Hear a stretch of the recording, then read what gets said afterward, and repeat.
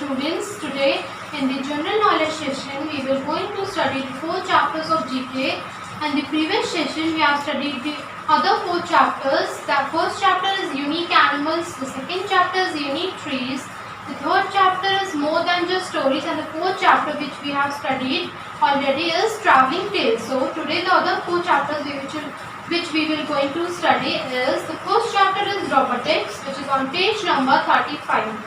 The second chapter is insect myth, which is on page number 65. Third chapter is technology today, which is on page number 68. And the fourth chapter is points to ponder, which is on page number 66. Let's get started. So students, the first chapter which we will study is robotics, that is on page number 35. So here it is written, you must have seen robots doing amazing things. In movies आप लोगों ने देखा होगा कि robots movies में कुछ interesting amazing things, मतलब कुछ बहुत इंटरेस्टिंग चीज़ें करते हैं, टेलीविज़न में देखा होगा या आप लोगों ने उनके बारे में बुक्स में पढ़ा होगा. बट रोबोट्स होते क्या हैं? A robot is an automatically operated machine that replaces human effort, though it may not resemble human being in appearance or perform functions in a human-like manner.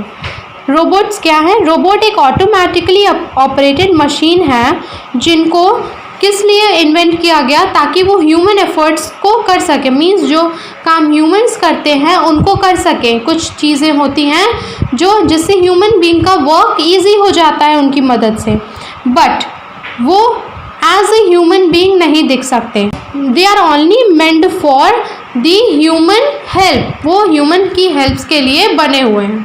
So the famous sci-fi writer Isaac Asimov was one of the first people to come up with the idea of fictional friendly robot governed by 3 laws that he invented in his story Runa Round. Okay, यहाँ पे कह रहा है कि sci-fi writer, the famous sci-fi writer Isaac Asimov, वो जो है first person थे जिनको आइडिया आया कि वो एक ऐसी बुक बना सकते हैं, फिक्शनल फ्रेंडली रोबोट बना सकते हैं. So according to his law, उनके लॉ के हिसाब से a robot may not injure a human being, एक रोबोट जो है किसी ह्यूमन बीइंग को नुकसान नहीं पहुंचा सकता. रोबोट मस्ट ओबे orders given by human beings. कह रहा है उनकी बुक में ऐसा था उनके लॉ में कि एक रोबोट जो है वो ह्यूमन बीइंग के दिए हुए ऑर्डर्स को ही ओबे करेंगे, फॉलो करेंगे, except where such orders would conflict with the first law. तब तक जब तक कि फर्स्ट ऑर्डर जो है सेकेंड फर्स्ट लॉ के साथ कॉन्फ्लिक्ट ना हो, उसमें कुछ अलग चीज़ें ना हो. A robot must protect its own existence as long as such protection does not conflict with the first और सेकेंड लॉ. और एक रोबोट जो है वो खुद की एग्जिस्टेंस को तब तक प्रोटेक्ट कर सकता है जब तक फर्स्ट और सेकेंड लॉ के बीच कोई कॉन्फ्लिक्ट ना हो. So here we have to name the famous writers or filmmakers who created these robots. The first is R2-D2 by George Lucas. Second is Sony and it was created by Alfred Lanning. The third is Terminator and it is created by James Cameron and Gail Anne Hurd. Now the fourth is Chitty and it is created by Ash Shankar. The second chapter which we will study is insect myths. So here we have to write true false for the statement, and the first is honey bees collect honey from flowers. कह रहा है honey bees जो हैं honey को flower से collect करती है. No, honey bee don't collect honey from flowers. Second is the number of spots on a ladybug is an indicator of its age. कह रहा है कि नंबर ऑफ स्पॉट्स जो होते हैं लेडी बग में वो उनकी एज के इंडिकेटर होते हैं. No, it's false. Third is each facet of the insects eyes sees a part of an image. कह रहा है इंसेक्ट्स आइज के हर एक फेसेट में उनकी इमेज दिखती है. Sees a part of an image, so it's true. Fourth is spiders and centipedes are not insects. कह रहा है कि स्पाइडर्स और सेंटीपीड्स जो है वो इंसेक्ट्स नहीं हैं, सो it's true. Fifth is insects produce sound by using their voice. Insects जो हैं अपने साउंड को प्रोड्यूस करते हैं अपनी वॉइस का यूज़ करके. No, it's false. Sixth is daddy longlegs, also called harvestmen, are not spiders. कह रहा है डैडी लॉन्ग लेग्स जिनको कि हार्वेस्टमैन भी कहते हैं वो एक स्पाइडर नहीं है. So it's true. Seventh is when a honey bee sting on a person it dies. जब एक हनी बी किसी पर्सन पे स्टिंग कर देती है, जब डंक मार देती है तो वो मर जाती है. So it is true. Eighth is insect can not transmit diseases. Insect जो है डिजीज ट्रांसमिट नहीं कर सकते. So it's false. Insect can transmit the disease. Ninth is cockroaches do not bite. कह रहा है कि कॉकरोचेस नहीं काटते. So this is false. Tenth is all insects have 6 legs. कह रहा है जितने भी इंसेक्ट्स हैं सबके 6 legs होते हैं. So this is true. Every insect has 6 legs. Third chapter which we will study is technology today, which is on page number 68. So here it's written, it's Skype. Skype is a software application for communicating with other people over the internet using video or voice calls and sharing text messages. It was founded by Nicholas Genestrom of Sweden and Janus Friis of Denmark in 2003. Technology today, आज के time में as we all note, आज के time में technology बहुत ज़्यादा बढ़ गई है. In this corona pandemic we also studying through online classes. तो इतनी ज़्यादा टेक्नोलॉजी बढ़ गई है कि हम कोरोना पैंडमिक में ऑनलाइन क्लासेस, घर बैठे क्लासेस कर रहे हैं. And we are gaining much knowledge from this. So the Skype, here we will study some of the important technologies. So the first is Skype and it is in a software application. Skype जो है एक software application है for communicating with other people, ताकि हम लोगों से communicate कर सकें over the internet using video और voice call. Video, voice call और टेक्स्ट मैसेज का यूज़ करके हम अदर पर्सन से कम्युनिकेट कर सकते हैं. और ये निकलस जेनेस्ट्रॉम, स्वीडन के जो थे निकलस जेनेस्ट्रॉम, और जानस फ्रिस डेनमार्क के, इन्होंने इसे खोजा था and in 2003. Now the second is Bluetooth and it is refers to as a wireless technology that helps in exchanging data over short distances at a high speed. Bluetooth is a wireless technology. एक wireless technology है जिसमें हम कुछ दूरी पे बहुत high speed में एक डेटा का एक्सचेंज कर सकते हैं. The chip can be plugged into mobile phones, laptops and digital cameras. और चिप्स जो हैं मोबाइल फ़ोन्स, लैपटॉप्स और डिजिटल कैमराज में प्लग किए जाते हैं. Interestingly Bluetooth develop in 1994. Bluetooth का डेवलपमेंट जो है 1994 में हुआ था and is named after the 10th century Danish king Harald I Bluetooth who unified Denmark and Norway. और इसका नाम जो है डैनिश के किंग हैरल्ड आई ब्लूटूथ के नाम पे पड़ा था, जिन्होंने यूनिफाइड डेनमार्क और नॉर्वे को यूनिफाई किया था. Now the third is YouTube. With the idea that ordinary people would enjoy sharing their home videos, the YouTube website was launched in 2005. ऐसा आइडिया आया किसे? It was found by Chad Hewlett, Steve Chen and George Karim. इन तीन लोगों ने इन लोगों में idea आया कि हम कुछ ऐसी साइट बनाएं जिससे लोग जो है अपने घर की वीडियोस, अपने से रिलेटेड कोई भी वीडियोस को डाल सके एक प्लेटफॉर्म पर, जहां से ऑल ओवर वर्ल्ड के लोग उसे देख सकें, लोग अपनी चीज़ों को शेयर कर सकें. and it was launched in 2005. So this website was launched in 2005 and the founder is Chad Hewlett, Steve Chen and George Karim. 3 former employees of e-commerce company PayPal. Now the fourth is Kindle. It is a handheld wireless electronic device developed for reading newspapers, magazines, books or any other written material. The device that has the size and weight of a trade paperback book was first released by e-commerce company Amazon in 2007. A display technology called electronic paper is used in Kindle, which produces a sharp screen image resembling text printed on paper. So Kindle एक handheld wireless electronic device है जिसे newspaper read करने के लिए, magazines read करने के लिए, books और अदर रिटन मटेरियल्स को पढ़ने के लिए बनाया गया था. The the device that has the size, ये इस डिवाइस का साइज़ और वेट जो है एक नॉर्मल पेपर बैग बुक के बराबर है, जिसे एक ई कॉमर्स कंपनी अमेज़ॉन ने 2007 में रिलीज़ किया था, बनाया था। अ डिस्प्ले टेक्नोलॉजी, इसमें जो डिस्प्ले टेक्नोलॉजी है उसे इलेक्ट्रॉनिक पेपर कहते हैं, इज़ यूज्ड इन किंडल, उसमें किंडल में यूज़ की जाती है, जिसमें एक शार्प स्क्रीन इमेज होती है जिसमें टेक्स्ट जो है प्रिंटेड पेपर की तरह उसमें शो होते हैं। Now the next chapter is points to ponder. So let's read about some major concern in our world. So the first is child labor. Child labor, around 150 million children in the world are engaged in child labor. Normally 150 million children जो हैं आज बाल मजदूरी कर रहे हैं। 150 million childrens जो हैं वो बाल मजदूरी करने पर मजबूर हैं। Many of them work under hazards condition, B it in mines with harmful chemicals, pesticides और with dangerous machinery.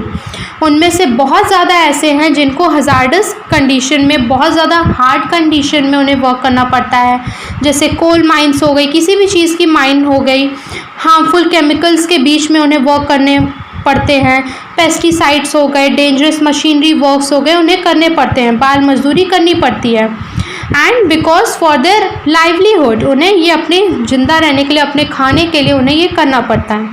Many children, mostly girls, work as domestic help, और उनमें से बहुत सारे ऐसे बच्चे हैं, नॉर्मली गर्ल्स चाइल्ड ऐसे हैं जिन्हें डोमेस्टिक हेल्प करने पड़ते हैं, घरों के काम करने पड़ते हैं, बर्तन मांजने का काम जगह जगह जाकर करना पड़ता है। बहुत से ऐसे डोमेस्टिक वर्क्स हो गए। In sub Saharan Africa more than 1 in 5 children are engage in child labour. Sub Saharan Africa में नॉर्मली अगर 5 बच्चों में देखा जाए तो उनमें से हर 5 बच्चे में एक बच्चा जो है चाइल्ड लेबर में लगा हुआ है। In India, many children work under hazardous conditions in firecracker factories and many of them die because of accident every year. हमारे इंडिया में बहुत सारे बच्चे जो हैं hazardous कंडीशन में वर्क कर रहे हैं।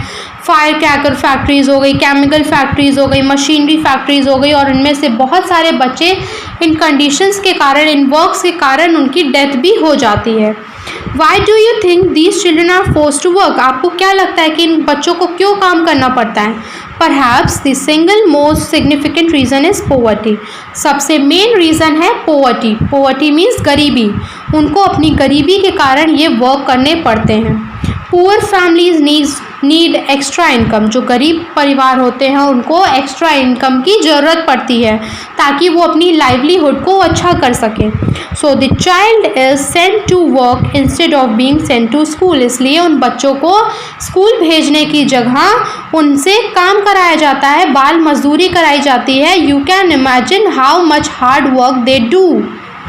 In many cultures it is believed that children should learn and help in the trade of their parents from a young age, even if that trade is strenuous or unsafe.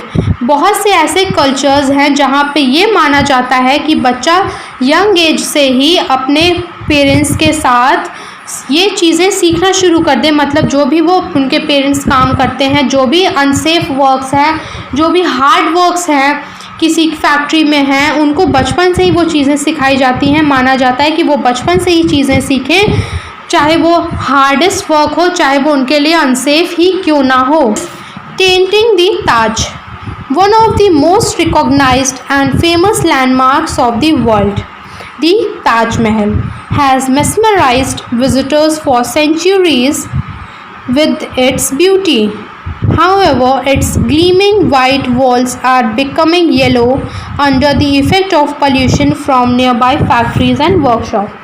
कह रहा है कि हमारे India में ताजमहल जो है बहुत ज़्यादा फेमस है, as it is a famous landmark of the world. World का फेमस लैंडमार्क है।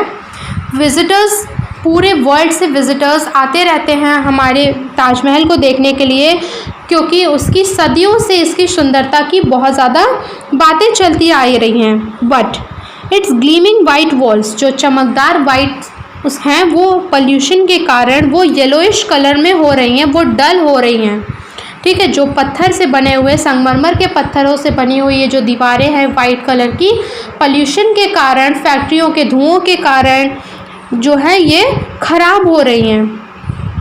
To tackle this problem of pollution, the government has ordered several factories and plants in that area which do not conform the pollution control standard to close down. इस चीज़ को सही करने के लिए government ने order भी दिया है बहुत सी फैक्ट्रीज़ को जो उसके अगल बगल है ताजमहल के, कि जो जिनमें से बहुत ज़्यादा पोल्यूशन होता है उनको बंद करने का भी गवर्नमेंट ने ऑर्डर दिया है। This also means that many workers would be losing their job, और इस वजह से बहुत सारे वर्कर्स जो फैक्ट्रीज़ में काम करते हैं उनकी जॉब लूज़ हो जाएगी, मतलब उनकी नौकरियां ख़त्म हो जाएंगी अगर वो अगल बगल की फैक्ट्रीज़ बंद होती हैं तो। So, in some cases, factories owner ignore the court order to bring the factories up to standard because of cost involved. और कुछ केसेस में जो फैक्ट्रीज़ के ओनर हैं वो लोग कोर्ट के ऑर्डर को नहीं भी मान रहे हैं, क्योंकि अगर वो उस जिस तरह से उनके पोल्यूशन होती है उनकी फैक्ट्री से उसको सही करवाएंगे तो वो कॉस्टलीस पड़ेगा, वो नहीं चाह रहे कि उनका पैसा लगे, इस वजह से वो कोर्ट का ऑर्डर भी नहीं मानते हैं। At times, because of the frequent power cuts experienced in the area, the pollution control devices do not work efficiently. इसलिए pollution control devices भी जो है इतना ज़्यादा काम नहीं कर पा रही हैं। Now the next is animal testing.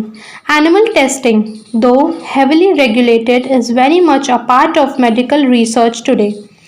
Be it a new antibiotic or method of organ transplantation, vaccination, chemotherapy, and bypass surgery, many methods of prevention, treatment, and control of diseases are based on knowledge attained through research on laboratory animals. Animal testing क्या है? बहुत ज़्यादा heavily regulated है इस समय। कोई भी new medicine research करने से पहले, कोई न्यू मेडिसिन लाने से पहले उनका रिसर्च जो है एनिमल्स के ऊपर होता है, चाहे वो एंटीबायोटिक हो, चाहे ट्रांसप्लांटेशन हो, चाहे वैक्सीन न्यू आ रही हो, चाहे कीमोथेरेपी हो रही हो, चाहे बाईपास सर्जरी हो रही हो, किसी भी चीज़ के लिए, ट्रीटमेंट के लिए सबसे पहले टेस्ट जो है एनिमल्स पे किया जाता है। In the hunt for vaccines and therapies for AIDS, cancer, Parkinson's diseases and many other human disease, animal research is used. Animal की रिसर्च इन सब बीमारी, चाहे वैक्सीन्स हों, एड्स की, कैंसर की, पार्किंसंस की डिजीज़ की, किसी भी ह्यूमन डिजीज़ की सबसे पहले टेस्ट एनिमल्स पे होते आ रहे हैं। It is estimated that more than 150 million animals and innumerable invertebrates are used worldwide annually. Normally अगर देखा जाए तो नॉर्मली 150 मिलियन एनिमल्स जो हैं यूज़ किए जाते वर्ल्ड वाइड में एनुअली, साल भर में, जिन पे इस तरह के रिसर्च होते आ रहे हैं। Many of which are put to death after the experiment, और जिसके बाद बहुत सारों की डेथ भी हो जाती है इन एक्सपेरिमेंट्स के बाद। Many of the Nobel prizes for medicine have been awarded to scientist who have used animal to their research, और उनमें से बहुत से साइंटिस्ट को नोबेल प्राइज़ भी मिला है जिन्होंने अपनी रिसर्च जो है एनिमल्स पे की हुई है। Now the next is exploiting Antarctica. The Earth's reserve of non-renewable resource of fuel and minerals is being exhausted at a very rapid rate. Some authorities think that there may be a large reserves of natural resources such as coal, natural gas and offshore oil in Antarctica.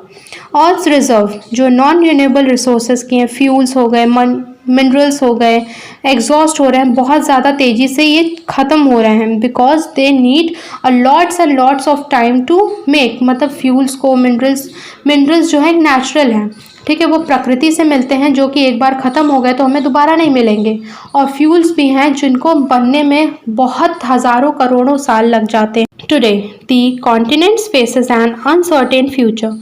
आज continent जो है उनका future uncertain दिखाई पड़ रहा है, and significant environmental threats, और बहुत सारे इन्वायरमेंटल थ्रेट्स भी दिखाई पड़ रहे हैं कि बहुत सी चीज़ें हैं जो प्रकृति से रिलेटेड चीज़ें हैं, नेचर से रिलेटेड, जो ख़त्म होने की कगार पे आ गई हैं। As exploration continues of tapping into continent's wealth of mineral resources. Also about 1200 people, of which 1/3 are scientists, जिनमें से 1200 people, जिनमें से नॉर्मली 1200 लोगों में, जिनमें 1/3 जो है साइंटिस्ट हैं and the rest are support staff, उनमें से और जो बचे हुए हैं वो उनके स्टाफ हैं, स्पेंड विंटर्स इन अंटार्कटिका, वो अपने ठंड को अंटार्कटिका में बिताते हैं ताकि वो रिसर्च कर सकें. So, as a result, many pollution problems ranging from sewage leaks to oil spills have led a damaging effect on the wildlife. इस तरह से बहुत सारी ऐसी चीज़ें हैं हो रही हैं जो जिनसे हमारी वाइल्ड लाइफ या नेचुरल इन्वायरमेंट इफेक्ट हो रही है. ठीक है. Now your these chapters is over.